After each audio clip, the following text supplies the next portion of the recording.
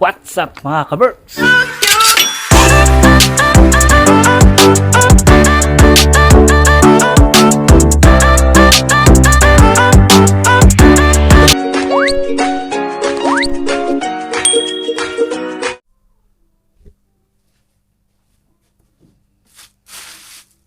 So, meron tayo dito, ayan, carrots. 4 pieces na carrots. Ito yung orange. Babalatan ko lang tong orange. Magagawa lang ako nito ng mga ilang pera. Pang ngayong gabi lang. Tapos bukas, magagawa na lang ulit ako bukas. Alam nyo yung sa mga kinain namin doon sa Pilipinas. Feeling ko ang kapal-kapal ng dila ko.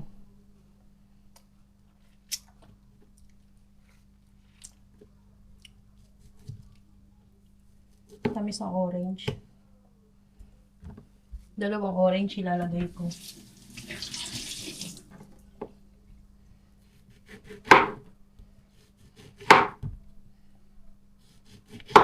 Tapos pakiramdam ko, bloated na bloated yung tiyan ko.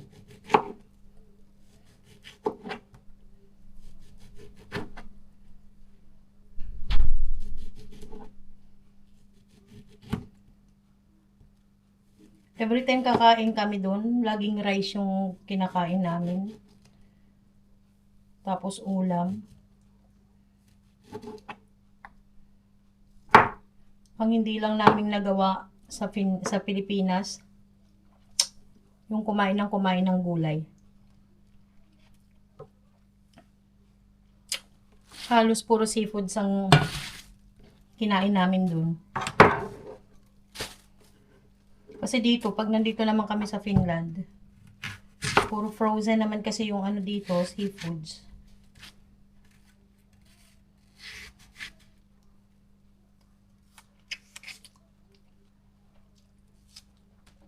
Tapos, meron pa kaming mga ayuda. Galing sa kamag-anak. Dahil yung mga kamag-anak ni Kiro ay may mga palaisdaan sa Bataan, mga ka-Berks. Yung isa niyang pinsan,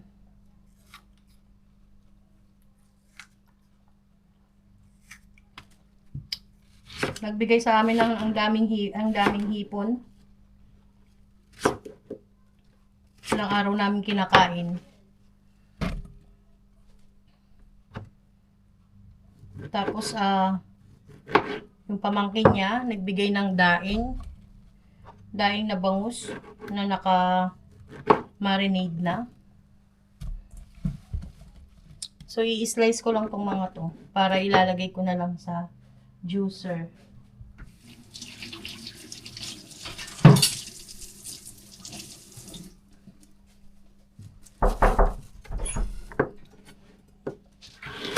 Wala akong tubig.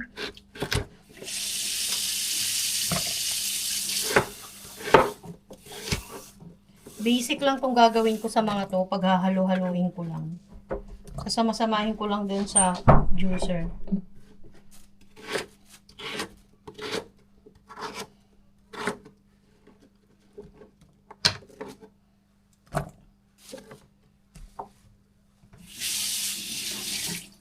Alam nyo, kulang yung araw ng bakasyon namin sa Pilipinas. Kasi, kinain ng kaka-stay namin sa bahay.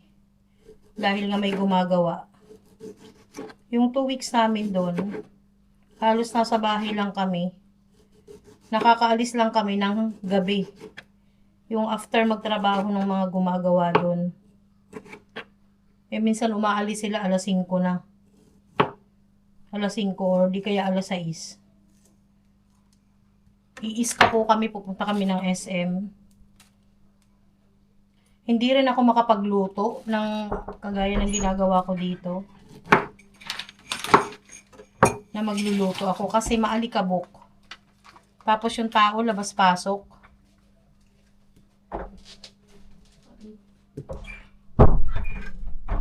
Nagdadala sila ng mga gamit. Yung, ano tawag nito? skim coat at yata tawag doon. Nilalagay nila sa kisame. Lalagyan ko din ng pipino.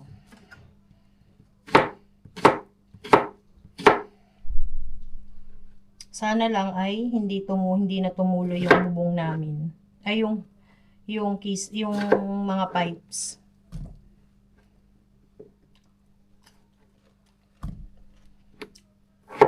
Para hindi na problema.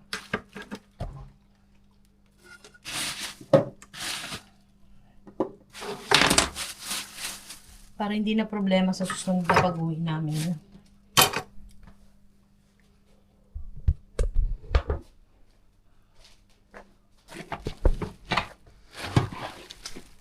Itong ano na to, tignan nyo to. Naiwan ko to dito. Dahil over baggage kami. Marami kaming gamit na hindi nadala nung umuwi kami. Marami kaming hindi na bitbit. Kasi limitado lang yung aming bagahe. Unlike nung una naming uwi, ang kilo ng bagahe namin noon is 40 kilos kami bawat isa.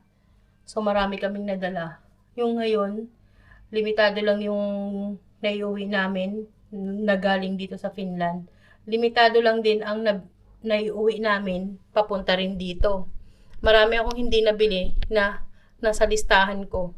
Ang importante ko lang mga nabili, yung aking mga sangkap sa pagbe-bake, gaya ng mga flavoring, ube, ganun, mocha. Yun ang binili ko sa Pilipinas kasi yun ang mahirap maghanap dito ng mga malalaki. Puro maliliit lang na sizes ang meron dito. Kagaya ng ube, ganyan lang kaliliit yun. So, sa Pilipinas, namili ako ng marami. So, ayan, dito ko siya gagawin. Tapos, sasalain ko to. Kasi masyado tong ma-fiber.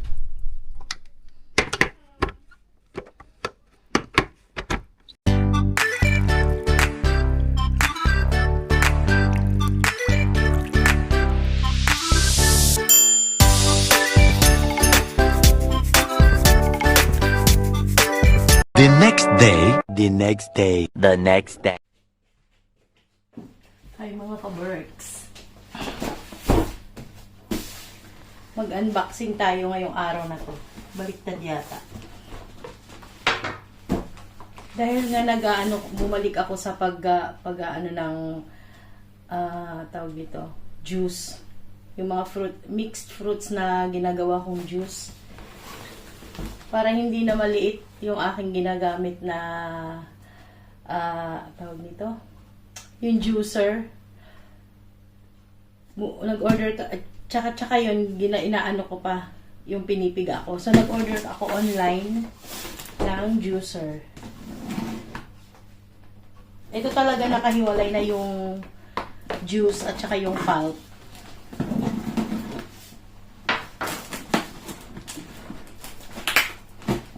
Okay, healthy living tayo mga ka-birds. Pambawi natin doon sa mga kinain natin sa Pilipinas. Yung isang araw pa to dumating. Ngayon lang ako may time mag-unboxing. Ayan. Malaki pala siya. Malaki pala. Ayan. Yung laman niya, oh. Oh my God, tayo matanga. Basta ito yung laman niya. Ito may ano siya. Oh. Ano, nag-lock. Umaya ko tatanggalin yan. Ito yung pang ano niya, pang sahod niya. Malaki pala yung ano niya, mga ka-bird. Ito siya. Gagamitin ko to ngayon, itatry ko. Heavy duty to mga ka-birds. Kasi malaki na siya, ayan.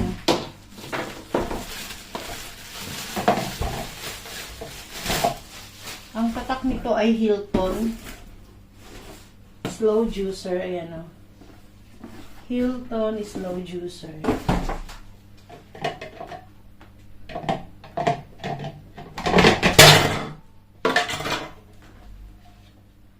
Pamabasag.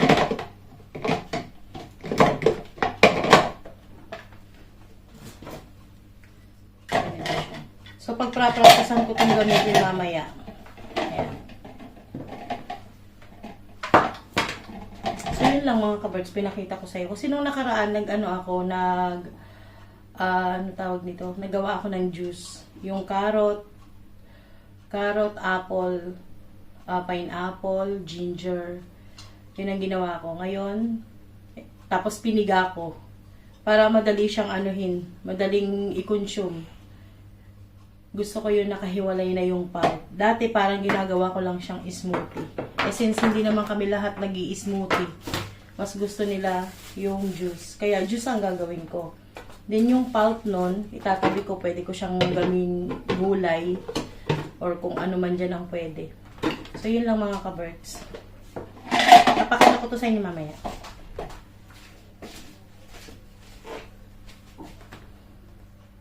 Ito na yung ating juicer, mga ka-berk. So, meron tayo ditong apple, pipino, maraming carrots, pinya, lemon, and orange. May kulang pa pala, ginger. Ihabol ko na lang. So, ganito siya gawin, mga ka-berk. So, kinat ko siya ng maliliit para hindi mahirapan yung juicer. Ayan o, umihiwalay yung pulp.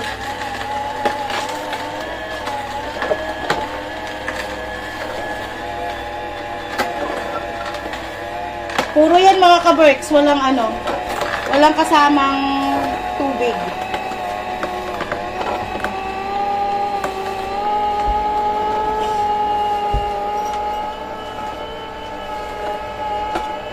Bumili na kayo nito. Wow, endorser ha. Hindi ko sinabing bumili kayo dito dahil kikita ako. Pero maganda talaga siya. Ito, pwede pa itong nagisahan, Oo, pwede mo siyang gawing... Sa cake? Hindi, pwede mo siyang... carrot cake, no? Carrot cake. Ayan o. Yun, no? Ang daming juice! Puro. May kulang pa pala ako yung, ginger. Ihabol ko yung ginger. Healthy living yarn. Healthy living tayo. May ganito din pala si Julie. Sabi ko, hiramin niya to eh. May ganito pala siya.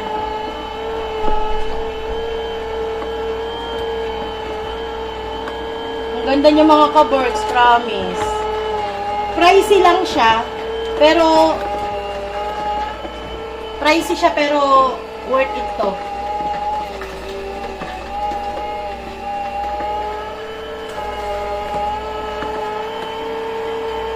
Pwede ko doon lagay si Shanghai, no? Ay, hindi kasi may kasamang pipino. Aba, Pwede mo tong parang gawing... ibang pwede siya Hindi, gawing... pwede mo tong gawing smoothie. Sa cake, pwede siya. Ayun, no? Dami na, no? Carrots. Tama na natin ang orange.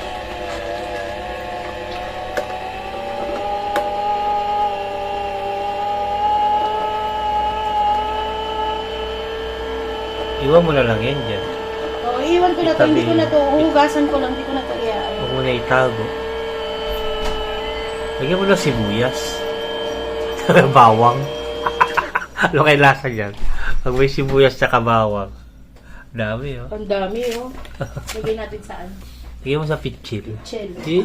Wala tayong pitchil na no? Bili nga tayo. Wala tayong malaking pichel. Yung may nguso. Oo. Bili tayo sa ihahabol IKEA. ko lang ihahabol ko lang yung ginger. Ayan. Pwede to sa mga bata kasi inuubos sila sinisipon. So, gawin ko lang to. For today's video, ang ating food ay siomai, mga ka-berks. Ayan. Yan ang aming pagkain ngayon. Namiss namin itong siomai. Dapat nung birthday to ni Kiro iluluto eh. Nakalimutan. Tapos ito, leftover. Yung luto ni Chris. Pinainit ko lang. Kamusta kayo mga ka-birds? Dahil may siomay kami, magagamit ko na tong bigay ni Miss Jen. Ni Miss Jen Dakil. Yan o. Ano yata to? Chili garlic yata ito. Ay, tama nga. Spicy garlic in one. Ay, in oil.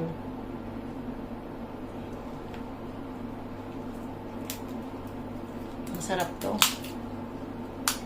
Yung chicken pastel niya, ang sarap din. Inulam namin sa Pilipinas nung last day namin doon. Bago kami umuwi. Naamoy ko palang maanghang na. Sandok lang ako. Gawa tayo ng sauce. Kalamansi. Maraming kalamansi.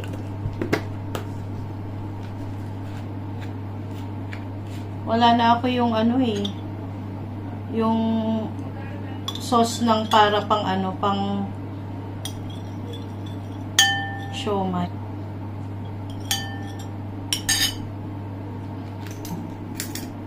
Lalagyan ko ng konting sugar, konti lang.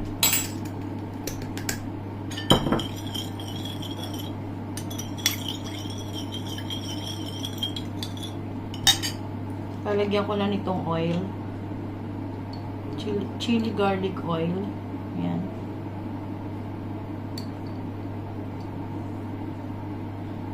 Konti lang din kasi baka sobrang maanghang.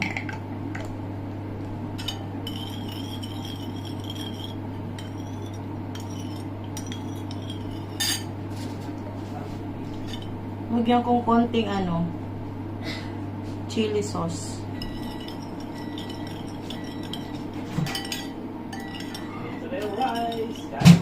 Konti pa.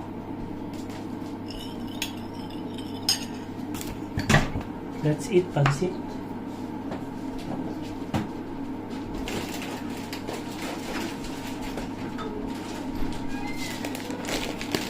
Tapos meron kami dito maraming ayan, crispy onion. Crispy fried onion. Kain tayo mga ka-birds.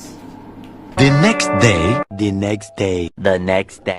Yan, mga ka-birds. Na-stuck kami. Dito kami sa loob ng elevator. Mama.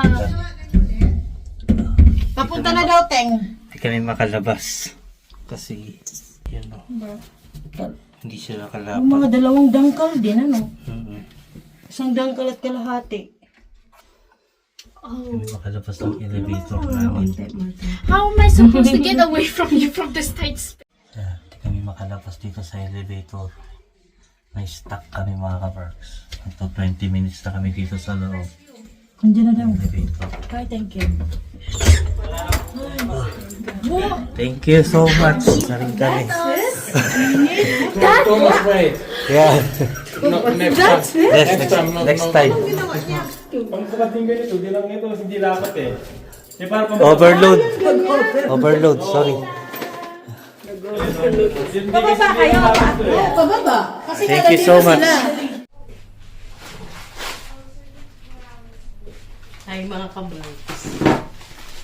Ito yung mga blueberry na binigay ni Karina. Hinatid nila kagabi. Kung na-stack kami dyan sa elevator. Na-stack kami ng almost, 30 minutes tayo na-stack sa elevator, no, Reng? Halos. Yung mga naani nila to sa, ayan, ang dami. Naani nila to doon sa Wild. Doon kay Yukim. Ito yung sinasabi ko mga wild berries. Maliliit siya. Ano ba siya? Halos kasang laki ng ng pellet. Yung bala ng pellet gun. Ganun lang siya kalalaki. Manamis-namis siya na maasim. Ang dami. Halos 2 kilo yata ito. O mahigit 2 kilo. So, iaano ko to sa ano. Ihahalo ko dun sa ang tawag nito. Pwede ko siyang ilagay sa oatmeal or di kaya yogurt. Ito. Or di kaya gagawin naming smoothie. Sas lalagyan ko ng strawberry or banana. And then almond milk. Or yung ibang klase ng milk, yung ano yung binibili ko na milk na semi-skim milk or skim milk.